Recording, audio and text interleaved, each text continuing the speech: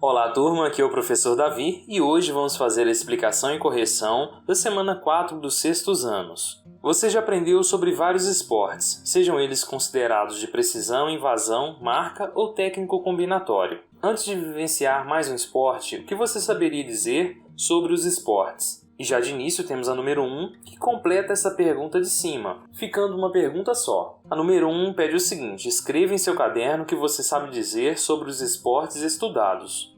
E aqui, pessoal, é uma resposta só, tanto para essa questão aqui em cima, quanto para a questão número 1. E essas duas perguntas se referem aos esportes estudados no PET volume 4. Na semana 1 nós estudamos danças urbanas, na semana 2 e 3 nós estudamos o golfe e o Ultimate Frisbee. E aí eu coloquei aqui uma possibilidade de resposta para vocês. Primeiro, sobre o Ultimate Frisbee. Você deve dizer o que você sabe sobre este esporte. E eu coloquei que o Ultimate Frisbee é um esporte de invasão, onde os jogadores utilizam um disco que deve ser passado para os companheiros de equipe, com o objetivo de chegar à endzone do campo adversário. Faltou um R aqui, né, pessoal? E o golfe, que é o outro esporte que nós estudamos, é um esporte de precisão, onde o jogador, utilizando um taco, deve fazer a bola cair em buracos distribuídos no campo de golfe. Aqui eu coloquei de forma bem resumida, vocês podem ampliar essa possibilidade de resposta aqui. Na sequência, temos um texto que traz aqui a classificação dos esportes, que podem ser classificados em esportes de invasão,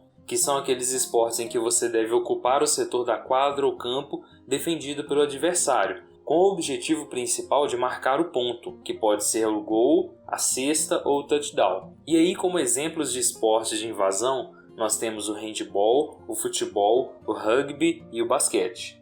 Depois tem a classificação dos esportes em esportes de marca, que são aqueles esportes que consideram a comparação entre o índice alcançado pelo atleta, com a ideia de mensurar esse índice em metros, segundos ou quilos. Aqui, como exemplo, para ficar fácil o entendimento, nós temos as provas de atletismo, ciclismo e remo. Depois temos sobre esportes de precisão, que são aquelas modalidades que caracterizam-se por arremessar ou lançar um objeto, procurando acertar um alvo específico, que pode estar em movimento ou parado. E aí é feita a comparação de tentativas empreendidas por cada um dos atletas e a pontuação estabelecida em cada tentativa. Como exemplo, nós temos a bocha, o golfe, o tiro com arco e o tiro esportivo. E por último, nós temos sobre esportes técnico-combinatórios. Estes esportes se caracterizam por possuírem como resultado da ação motora comparada à qualidade do movimento, segundo padrões técnico-combinatórios. Aqui nós temos como exemplo a ginástica artística, o nado sincronizado e os saltos ornamentais.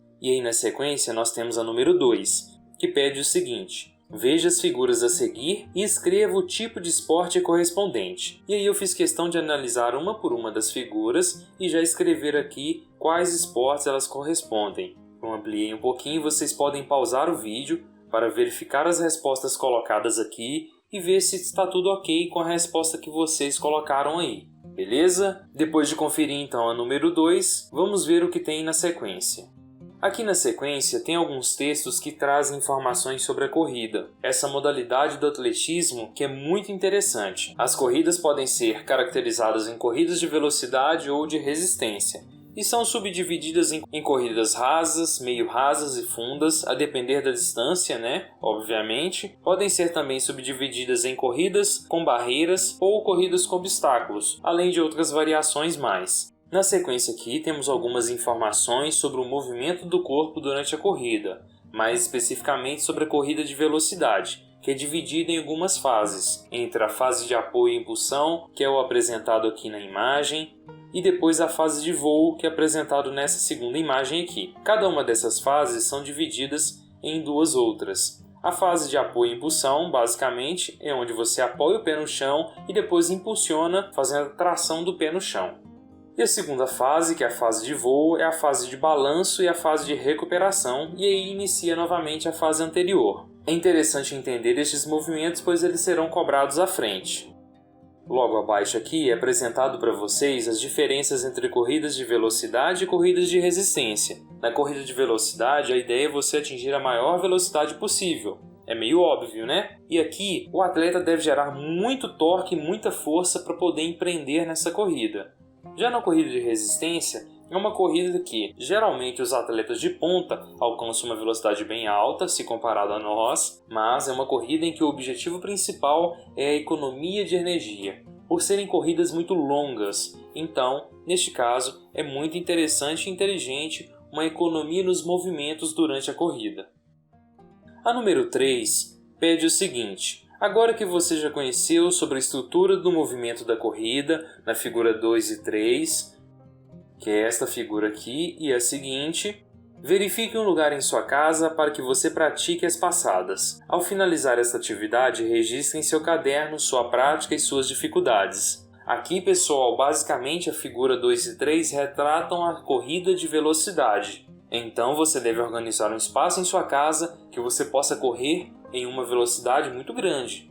E aí você deve tentar executar basicamente o que é colocado na figura e que vocês observaram aí enquanto eu explicava sobre a corrida de velocidade e a corrida de resistência. E após isso, você deve registrar em seu caderno a sua prática e as suas dificuldades. Você deve colocar, e eu coloquei aqui como um exemplo, eu realizei os 2 tipos de movimento e gostei ou não gostei, falando quanto à sua prática. E você deve aqui acrescentar as informações que você obteve, a sua percepção sobre essa atividade. E depois você deve colocar as dificuldades. E eu coloquei aqui, eu tive dificuldade no movimento da figura 2 ou da figura 3. E aqui é muito pessoal. E é isso aí, pessoal. Qualquer dúvida vocês podem deixar no campo de comentários, eu vou procurar responder todo mundo. E não se esqueçam de se inscrever no canal para não perder os próximos conteúdos. Um abraço!